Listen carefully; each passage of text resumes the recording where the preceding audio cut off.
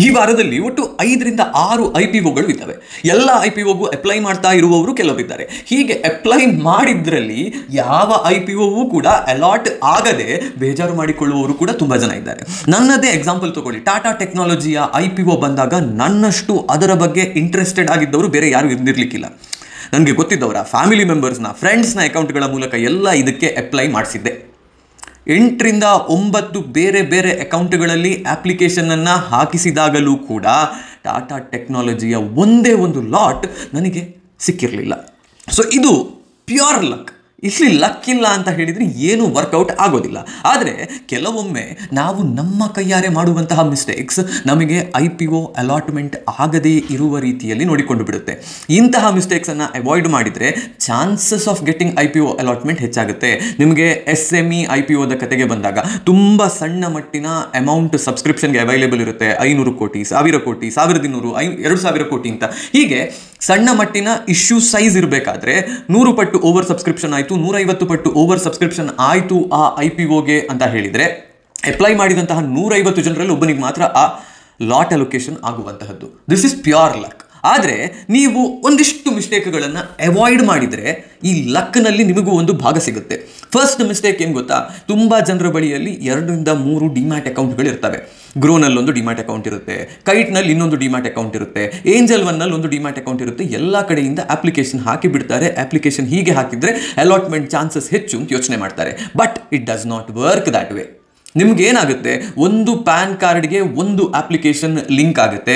ನಿಮ್ಮ 3 ಡಿಮ್ಯಾಟ್ ಅಕೌಂಟ್ನಲ್ಲಿ ಇರುವಂತಹದ್ದು ನಿಮ್ಮದೇ ಪ್ಯಾನ್ ಕಾರ್ಡ್ ಆಗಿರುವ ಕಾರಣದಿಂದ ನಿಮ್ಮ ಅಪ್ಲಿಕೇಶನ್ ರಿಜೆಕ್ಟ್ ಆಗುತ್ತೆ. So remember this.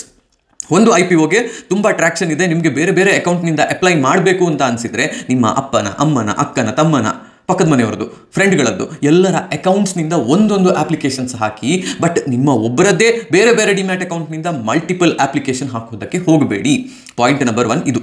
Point number 2, retail category ಇರುತ್ತೆ, HNI ಕ್ಯಾಟಗರಿ ಇರುತ್ತೆ. ಎರಡೂ ಕಡೆಯಿಂದ ಅಪ್ಲಿಕೇಶನ್ ಹಾಕುವಂತಹದ್ದು. ಇದು ಕೂಡ ಮಿಸ್ಟೇಕ್ ಆಗುತ್ತೆ. ಯಾಕೆ? ನೀವು ಐದರ್ ರಿಟೇಲ್ ಆರ್ HNI ಅಂತ ಹೇಳುವ ಕ್ಯಾಟಗರಿಯಲ್ಲಿ ಅಪ್ಲೈ ಮಾಡಿದರೆ ಅದು ಅಪ್ಲಿಕೇಶನ್ ವ್ಯಾಲಿಡ್. ಬಟ್ ನೀವು ರಿಟೇಲ್ ಕೂಡ ನಾನೇ, HNI ಕೂಡ ನಾನೇ ಅಂತ ಹೇಳಿ 2 ಬೇರೆ ಬೇರೆ ಅಪ್ಲಿಕೇಶನ್ಗಳನ್ನು ಹಾಕಿದಾಗ ಅದು ಮತ್ತೆ multiple applications under the same PAN card ಅಂತ ಹೇಳುವ ಕಾರಣಕ್ಕೆ ರಿಜೆಕ್ಟ್ ಆಗುತ್ತೆ. ಇದನ್ನು ಕೂಡ ಮಾಡಬೇಡಿ. 3ನೇಯ ಪಾಯಿಂಟ್ ಇರುವಂತಹದ್ದು ಕಟ್ ಆಫ್ ಪ್ರೈಸ್ನಲ್ಲಿ ಅಪ್ಲೈ ಮಾಡದೇ ಇರುವಂತಹದ್ದು. ಪ್ರೈಸ್ ರೇಂಜ್ ಇರುತ್ತೆ 70ರಿಂದ 80 ಅಂತ. ನೀವು 75ಕ್ಕೆ ಹಾಕಿದರೆ, 76ಕ್ಕೆ ಹಾಕಿದರೆ, 77ಕ್ಕೆ ಹಾಕಿದರೆ ನಿಮಗೆ IPO ಸಿಗೋದಿಲ್ಲ. 80 is the cut off price. Cut off ಪ್ರೈಸ್ನಲ್ಲಿಯೇ IPO ಅಪ್ಲಿಕೇಶನ್ ಅನ್ನು ಹಾಕಿ. ಇದಾದ ಮೇಲೆ ಇನ್ನೊಂದು ಮಿಸ್ಟೇಕ್ ನಾವು ಮಾಡುವಂತಹದ್ದಿಲ್ಲಿ, ಕೊನೆಯ ಕ್ಷಣದವರೆಗೆ ಕಾಯೋದು, ಮತ್ತೆ UPI ಮೂಲಕ ಅಪ್ಲೈ ಮಾಡೋದಕ್ಕೆ ಹೋಗೋದು. UPI ಮ್ಯಾಂಡೇಟ್ ಬಾರದೇ ಇರುವಂತಹದ್ದು. 5 ಗಂಟೆಯ ಒಳಗೆ UPI ಮ್ಯಾಂಡೇಟ್ ಕಟ್ ಆಫ್ ಡೇಟ್ನ ದಿನದಲ್ಲಿ ಬಂದಿಲ್ಲ ಅಂತಂದರೆ, ಅಥವಾ ಲಾಸ್ಟ್ ಡೇ ಆಫ್ ಅಪ್ಲಿಕೇಶನ್ ದಿನದಲ್ಲಿ ಬಂದಿಲ್ಲ ಅಂತಂದರೆ ಆ ಅಪ್ಲಿಕೇಶನ್ ವ್ಯಾಲಿಡ್ ಆಗೋದಿಲ್ಲ. ಹಾಗಾಗಿ 100% ಶ್ಯೂರ್ ಇದ್ದೀರಿ ನೀವು ಯಾವುದಾದ್ರೂ IPOಗೆ ಅಪ್ಲೈ ಮಾಡಬೇಕು ಅಂತಾದರೆ IPO ಶುರುವಾದ ದಿನವೇ ಅಥವಾ ಮಾರನೇ ದಿನವೇ ಅಪ್ಲೈ ಮಾಡಿಬಿಡಿ.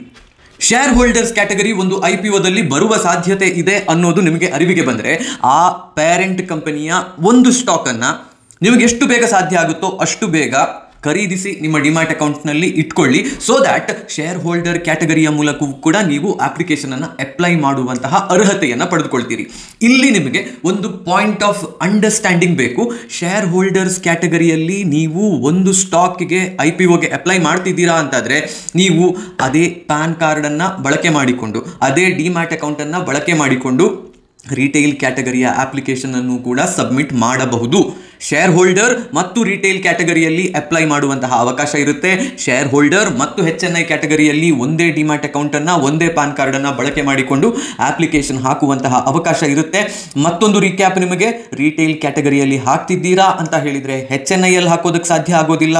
HNIಯಲ್ಲಿ ಹಾಕ್ತಿದ್ದೀರಾ ಅಂತ ಹೇಳಿದರೆ ರಿಟೇಲ್ ಕ್ಯಾಟಗರಿಯಲ್ಲಿ ಹಾಕೋದಕ್ಕೆ ಸಾಧ್ಯ ಆಗೋದಿಲ್ಲ.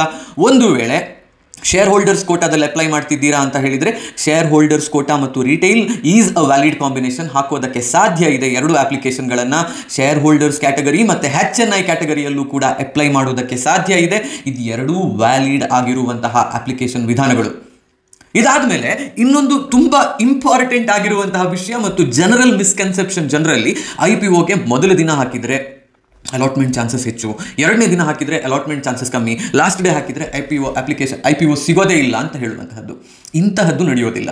IPOದ ಕೊನೆಯ ದಿನದ 5 ಗಂಟೆಯ ಒಳಗೆ ನೀವು ಯಾವಾಗ ಅಪ್ಲಿಕೇಶನ್ ಹಾಕಿದರೂ ಕೂಡ ನಿಮ್ಮ ಅಪ್ಲಿಕೇಶನ್ ವ್ಯಾಲಿಡ್ ಇದೆ ಅಂತ ಹೇಳಿದರೆ ನಿಮ್ಮ ಪ್ರೊಬ್ಯಾಬಿಲಿಟಿ ಬೇರೆಯವರಿಗೆ ಅಲಾಟ್ ಆಗುವಂತಹದ್ದು ನಿಮಗೆ ಅಲಾಟ್ ಆಗುವಂತಹದ್ದು ಸೇಮ್ ಇರುತ್ತೆ. ಲಕ್ ಬೇಕು. ಲಾಟ್ರಿ ಡ್ರಾನಲ್ಲಿ ಲಾಟ್ರಿ ಸಿಕ್ಕಿದ ಹಾಗೆ ಇದರ ಸೆಲೆಕ್ಷನ್ ಪ್ರಾಸೆಸ್ ಇರುತ್ತೆ. ಹಾಗಾಗಿ ನಾವು ಅದರ ಬಗ್ಗೆ ತುಂಬ ತಲೆ ಕೆಡಿಸ್ಕೊಳ್ಬೇಕಾಗಿಲ್ಲ. ಯಾವಾಗ ನಾವು ಅಪ್ಲೈ ಮಾಡಿದರೂ ಕೂಡ chances of getting N IPO are the same.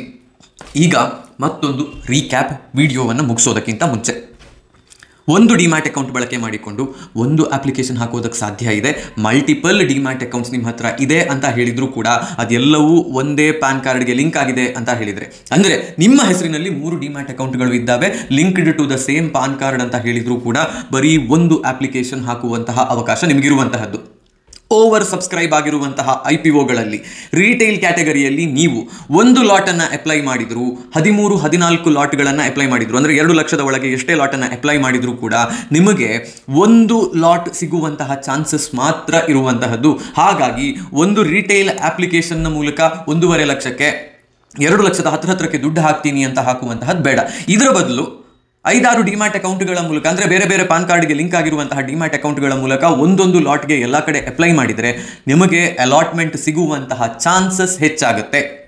ಒಂದು ಅಪ್ಲಿಕೇಶನ್ ಹಾಕುವ ಬದಲು ಬೇರೆ ಬೇರೆ ಪಾನ್ ಕಾರ್ಡ್ ಲಿಂಕ್ ಡಿಮ್ಯಾಟ್ ಅಕೌಂಟ್ಗಳ ಮೂಲಕ 10 ಅಪ್ಲಿಕೇಶನ್ಗಳನ್ನು ನೀವು ಹಾಕಿದರೆ IPO ಅಲಾಟ್ಮೆಂಟ್ ಚಾನ್ಸಸ್ ಹೆಚ್ಚು.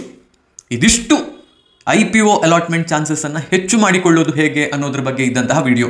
ನಾನು ಯಾವುದಾದ್ರೂ ಪಾಯಿಂಟನ್ನು ಮಿಸ್ ಔಟ್ ಮಾಡಿದ್ದೀನಿ ಅಂತ ನಿಮಗನ್ಸಿದ್ರೆ, ಅಥವಾ ನಿಮಗಿನ್ನೇನಾದರೂ ಡೌಟ್ಗಳು ಇದ್ದಾವೆ ಅಂತ ಹೇಳಿದರೆ ದಯವಿಟ್ಟು ಕಮೆಂಟ್ ಬಾಕ್ಸ್ನಲ್ಲಿ ಕಮೆಂಟ್ ಮಾಡಿ ಆ ಪ್ರಶ್ನೆಗಳನ್ನು ಕೇಳಿ ಉತ್ತರಿಸುವಂತಹ ಪ್ರಯತ್ನವನ್ನು ನಾನು ಮಾಡ್ತೀನಿ. ಒಂದು ವಿಷಯ ನೆನಪಾಯಿತು ನನಗೆ. ನೀವು ಬ್ಯಾಂಕ್ಗಳಲ್ಲಿ ಹೋಗಿ ನೋಡಿದರೆ, ನಾನು SBI ಅನ್ನು ಬಳಕೆ ಮಾಡಿದ್ದೀನಿ, HDFC ಬ್ಯಾಂಕ್ನ ನೆಟ್ ಬ್ಯಾಂಕಿಂಗ್ ಸರ್ವಿಸಸನ್ನು ಬಳಕೆ ಮಾಡಿದ್ದೀನಿ. ಇಲ್ಲಿ ಅಪ್ಲಿಕೇಶನ್ ಆಫ್ IPO ಮಾಡುವಂತಹ ಅವಕಾಶ ಇರುತ್ತೆ. SBIನಲ್ಲಿ ASBA ಸರ್ವಿಸಸ್ ಅಂತ ಹೇಳುವಂತಹ ಸೆಕ್ಷನ್ನ ಅಡಿಯಲ್ಲಿ ನಿಮಗೆ IPO ಅಪ್ಲೈ ಮಾಡೋದಕ್ಕೆ ಅವಕಾಶ ಇರುತ್ತೆ. ನೀವು ಇಲ್ಲಿಂದ IPO ಅಪ್ಲೈ ಮಾಡ್ತಿದ್ದೀರಾ ಅಂತ ಹೇಳಿದರು, ನಿಮ್ಮ ಡಿಮ್ಯಾಟ್ ಅಕೌಂಟ್ ಹೊಂದಿರುವಂತಹ ಡಿಸ್ಕೌಂಟ್ ಬ್ರೋಕರ್ ಅಥವಾ ಫುಲ್ ಸರ್ವಿಸ್ ಬ್ರೋಕರ್ ಮೂಲಕ IPOವನ್ನು ಅಪ್ಲೈ ಮಾಡ್ತಿದ್ದೀರಾ ಅಂತ ಹೇಳಿದ್ರು, ಯಾವುದೇ ಚೇಂಜಸ್ ಇಲ್ಲ. ಎಲ್ಲ ಕಡೆಯಲ್ಲೂ ಕೂಡ the probability of allocation of IPO still remains the same. ಇದು ಇವತ್ತಿನ ವಿಡಿಯೋ. ಈ IPOದ ಬಗ್ಗೆ ಇದ್ದಂತಹ ವಿಡಿಯೋ ನಿಮಗೆ ಇಷ್ಟ ಆಯಿತು ಅಂತ ಹೇಳಿದರೆ ದಯವಿಟ್ಟು IPO ಅಂತ ಕಮೆಂಟ್ ಸೆಕ್ಷನ್ನಲ್ಲಿ ಕಮೆಂಟ್ ಮಾಡಿ. ನಿಮಗೆ ನನ್ನ ವಿಡಿಯೋಗಳನ್ನು ನೋಡಿದಾಗ ಏನನ್ನಿಸುತ್ತೆ, what should I improve, what should continue ಅನ್ನೋದನ್ನು ಕೂಡ ಹೇಳಿ. ನಿಮಗೆ ಯಾವುದಾದ್ರೂ ವಿಷಯದ ಬಗ್ಗೆ ವಿಡಿಯೋ ಬೇಕು ಅಂತ ಹೇಳಿದರೆ ಅದನ್ನು ಕೂಡ ಕಮೆಂಟ್ ಮಾಡಿ. ಮಾಡುವಂತಹ ಪ್ರಯತ್ನವನ್ನು ನಾನು ಮಾಡ್ತೀನಿ. ಹೋಗಿ ಬರ್ತೀನಿ. ನಾನು ನಿಮ್ಮ ಆಶೀಶ್ ಸರಡ್ಕ.